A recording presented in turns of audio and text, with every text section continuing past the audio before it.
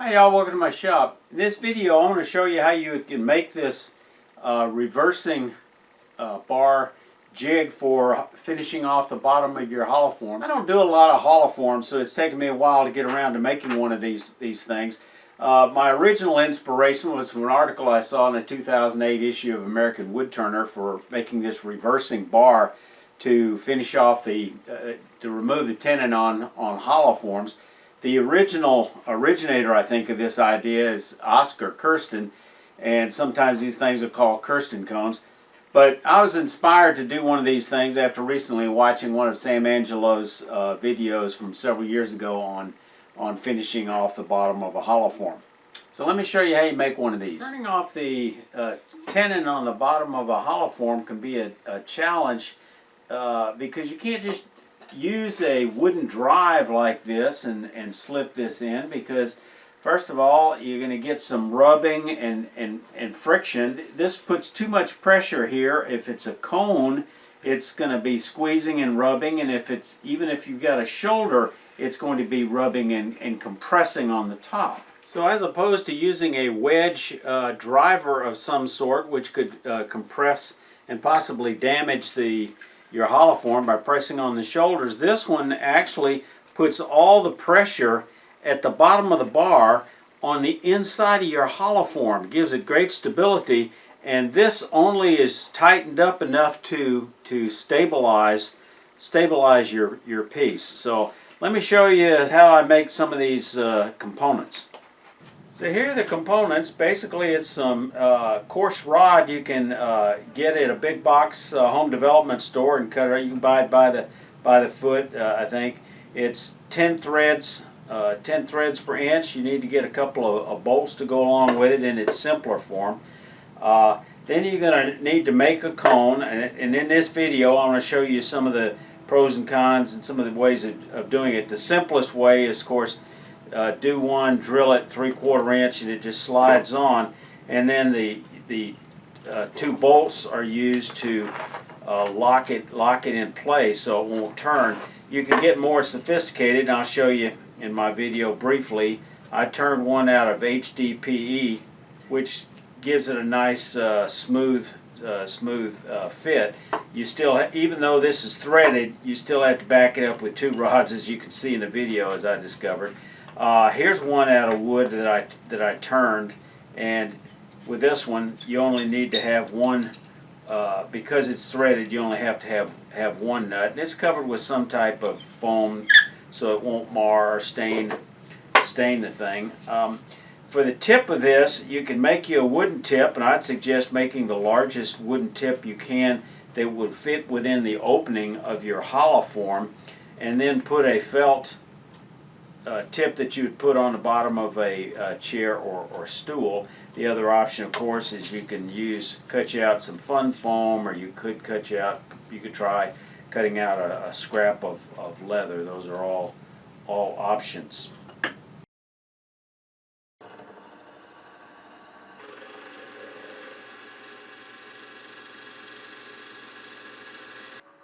I'm using a 5/8 inch bit at about 700 RPM. Now we're going to come back with our wooden tap. So I'm using this homemade bolt tap.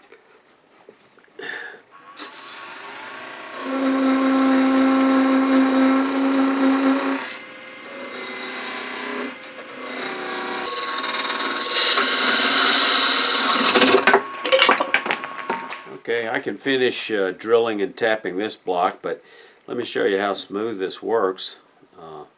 And I just did this with a bolt tap. I'll briefly introduce you to that in a moment, but you can see how easily it threads on. I went ahead and put a tenon on here just in case I had to rechuck it for some reason to reshape it or something, but it goes on smoothly. But wood is going to, when I use this on a hollow form, wood has if it slips, it's going to put some black marks on the hollow form. So what I want to do is cover this with a piece of fun foam. Let me show you how we're going to do that. Okay, I've got a flip-flop from my wife from taking granddaughters to a pedicure. It's fun foam. So we're going to cut that up. That'll just make it a little easier getting rid of those little things. And we're just going to eyeball it and initially get a feel for what we're doing, and then I'll wind up cutting some of it. I apply it, and so I can tell I'm going to cut off some of this. Alright, I'm making this up as we go along. I used some Eileen's Original Tacky Glue, which was recommended to me by a couple of scroll saws. I think it's a little like carpenter glue. You can put it on almost anything, but it has a fairly good open time, and it is very tacky. So I wrapped it around here where it's going to overlap. I'll trim it with a razor knife later, and I'm using my cone center to kind of hold it in place while it dries, and we'll come back later. Okay, we've taken it out of the chuck. Now we got some overlap. Let's take a sharp razor knife and let's just start trimming away a little bit here and see what we got. I think I'm just gonna use a little painter's tape to put a little pressure on this thing on the edge while it dries, and I think that'll take care of it. We'll come back a little bit later for that. I want my reversing bar not to have steel on the inside bottom, but I want to put a felt chair anti-slick thing on it. I'm not sure how well this is going to stick onto this steel, so I'll give that a try. It's got this sticky back, but I think what I want to do, just in case, I'm going to go ahead. I've already got one of these blocks that are tapped. I want to face this off, take it down a little bit, and be able to put felt on here, and then just thread this on. Cross grain.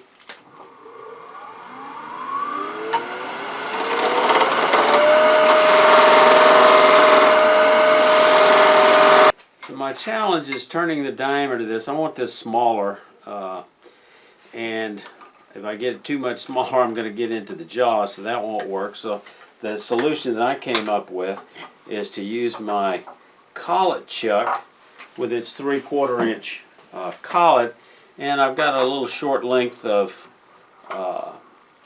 threaded rod or the end of a bolt. I don't remember which. I've had this a while, so this will thread on here just fine. Actually, oop.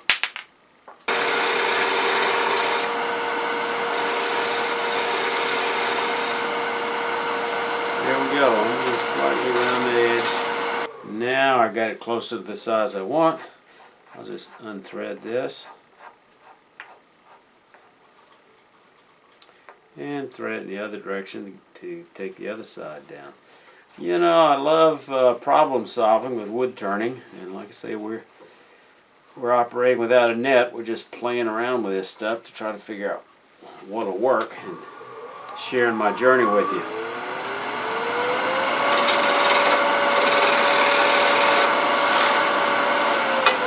There we go.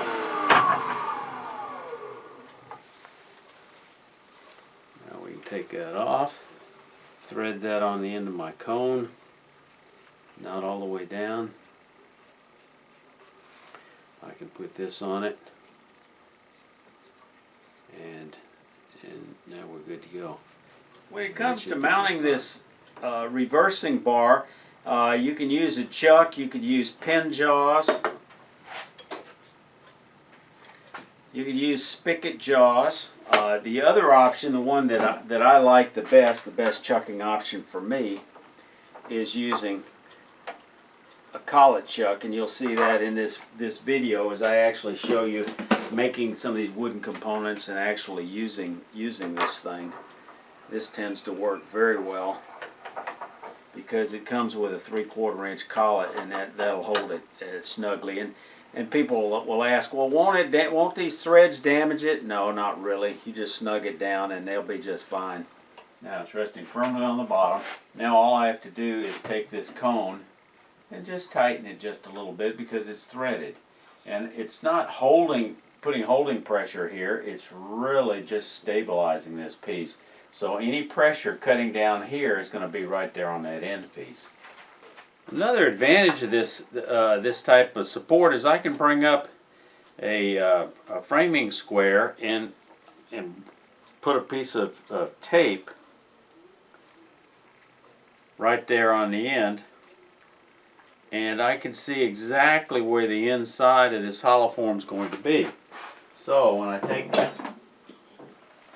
take my hollow form and I slide it over the end, in this case I'd take off the little wooden one I had on here because it wouldn't fit within the throat now that I put in a threaded insert. So I just put one of those in there, and it's firm against the bottom.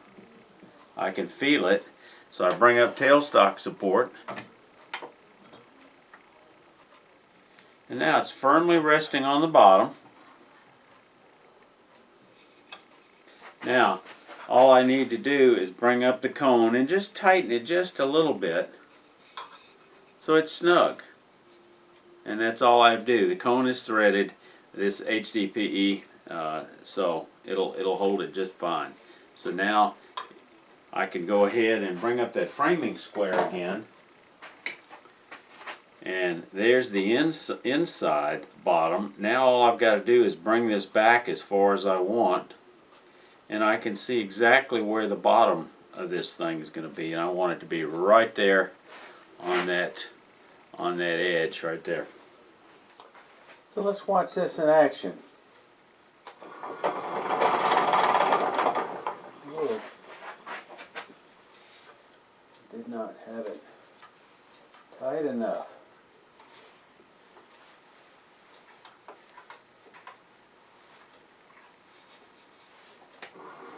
Okay.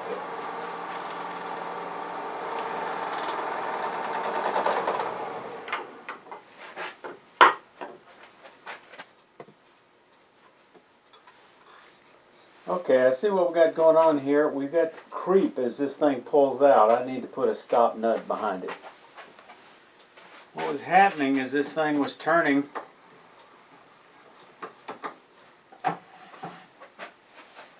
The cone was unloosening because it didn't have a stop nut. So here's what we're going to do about that. We're going to put a nut behind it.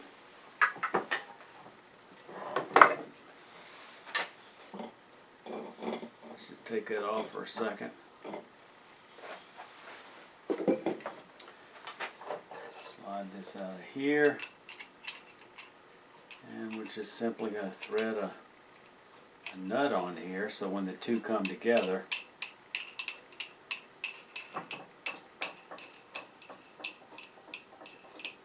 they'll be tight. And then we just lock up that nut behind it.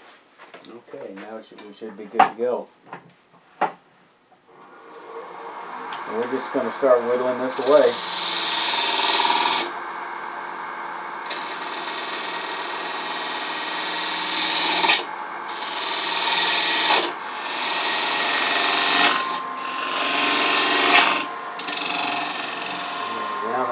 Here's the bottom. Just start nibbling it away. Slightly concaving it. Notice how I use my body, just swing it.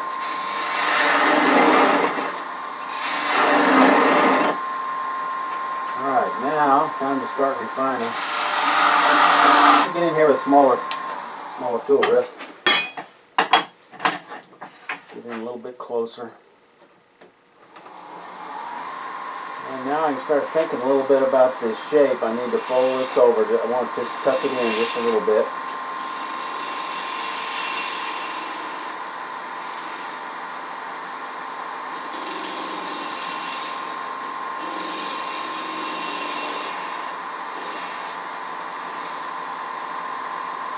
Okay. Now I want to undercut this just a little bit.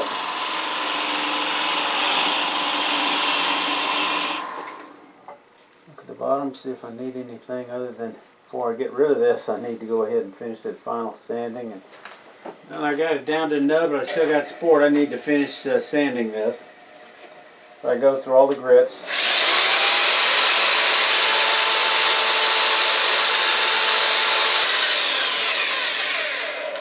Always sand at about 1/3 of the turning speed. Get my ruler to get a feel for how flat. It's not flat right here in the middle, so I need to work on that a bit. I'll switch to a spindle detail gouge, which is a little easier to get in there. 3/8 inch, a little bit smaller. I'm going to pick up the cut here where it starts bulging.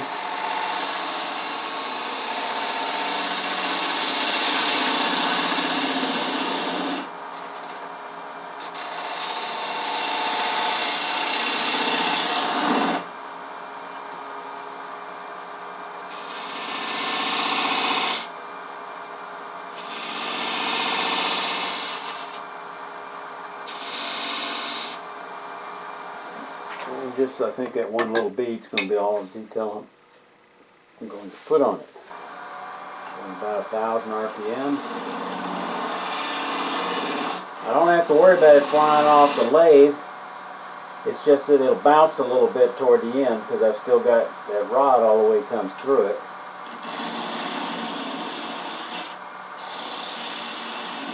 So I use this little Japanese flush cut saw.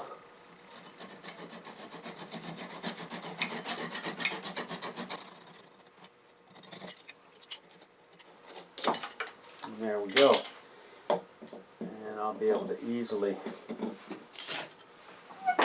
sand those off with the mandrel in here. So there we go. That turned finial for this particular one. This is out of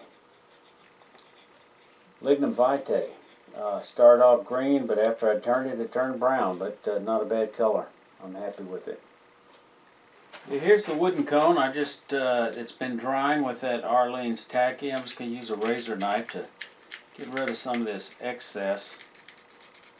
Alright, let's talk about cones. Now, this one was threaded, and as you can see on that last one, I was hoping that there'd be enough of an interference fit because it takes some effort to screw and unscrew this that it would hold tight. But it doesn't. It creeps. It still needs a locking nut.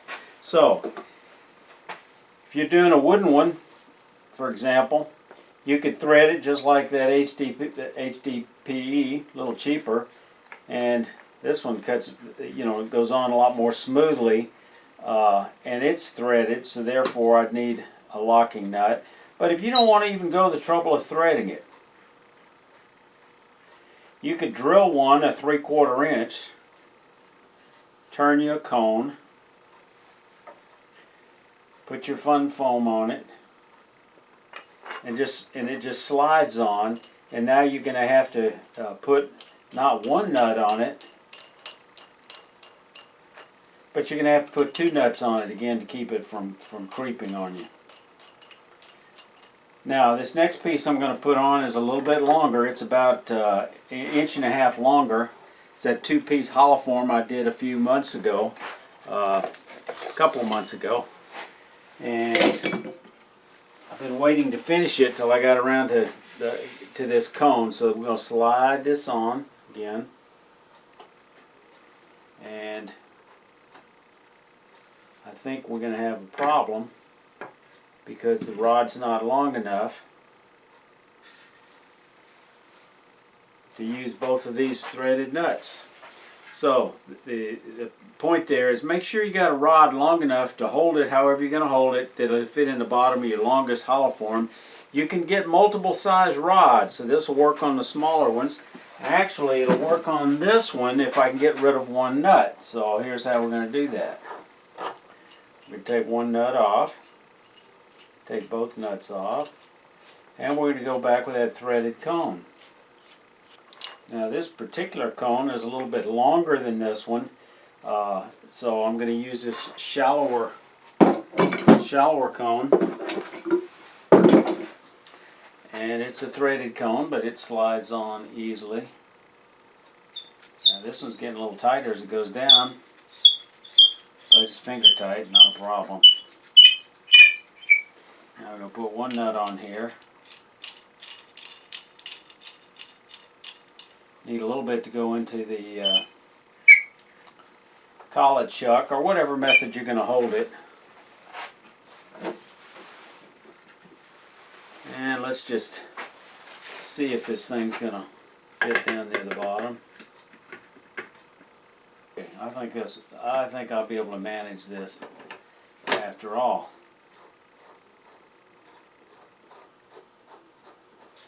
Tighten up that collet chuck in a moment. Bring up tailstock support, and then we'll do our adjustments.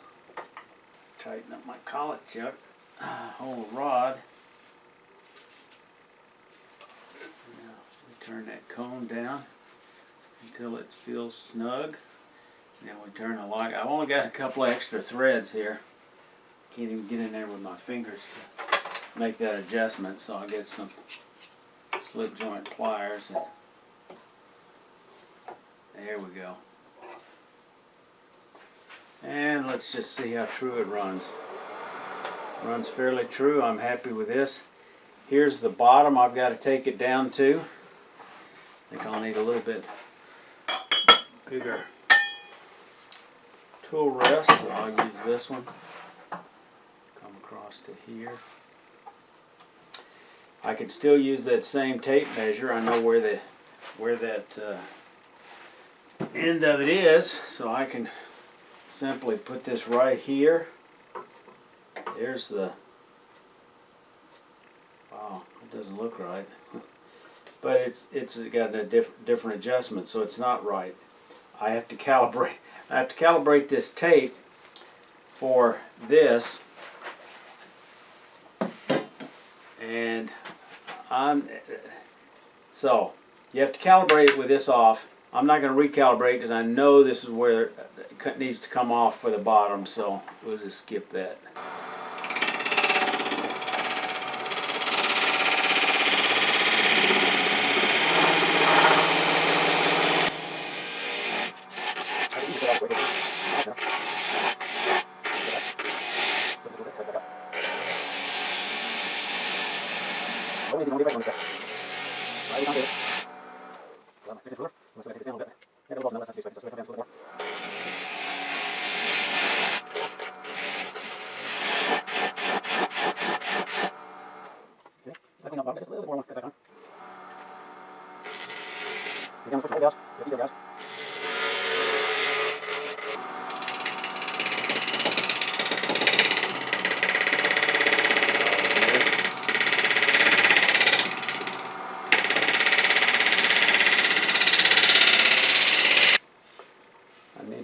I need to sand over this curve.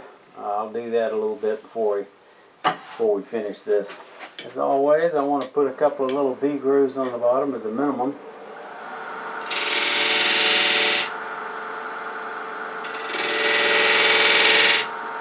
So we're just going to get that out of the way.